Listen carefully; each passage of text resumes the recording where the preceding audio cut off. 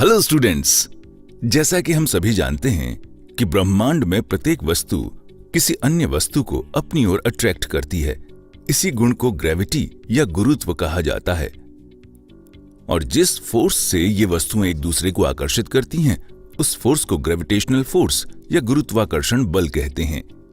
इस ग्रेविटी के कारण ही पृथ्वी सूर्य के चक्कर लगा पाती है और चंद्रमा पृथ्वी के चारों ओर चक्कर लगाता है। लेकिन क्या आप जानते हैं कि यह ग्रेविटेशनल फोर्स किन किन चीजों पर निर्भर करता है?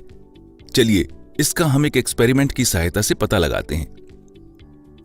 हम मान लेते हैं कि हमारे पास ब्रह्मांड में कोई मास 1 और मास 2 नाम के दो पार्टिकल हैं। इन दोनों के कारण एक दूसरे पर कुछ ग्रेविटेशनल फोर्स लगाया जा रहा है। और यहां दिखाए गए एरोज के निशानों से आप ये स्पष्ट रूप से देख सकते हैं कि दोनों पार्टिकल्स के बीच लगने वाले बल की नेचर अट्रैक्शन या आकर्षण की है।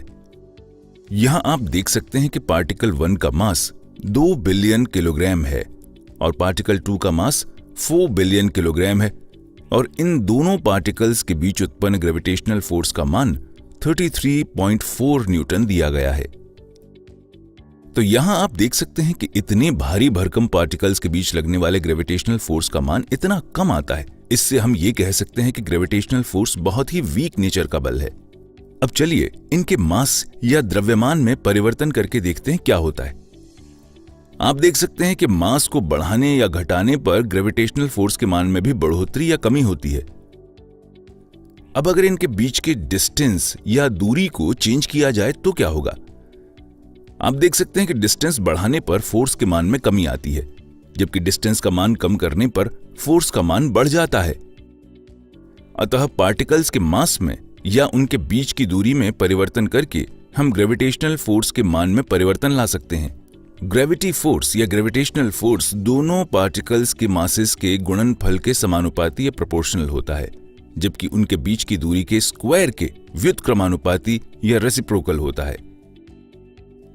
यानी कि F is proportional to m1 m2 upon r square। Proportional का साइन हटाने पर हमें एक कांस्टेंट प्राप्त होता है जिसे G से रिप्रेजेंट किया जाता है।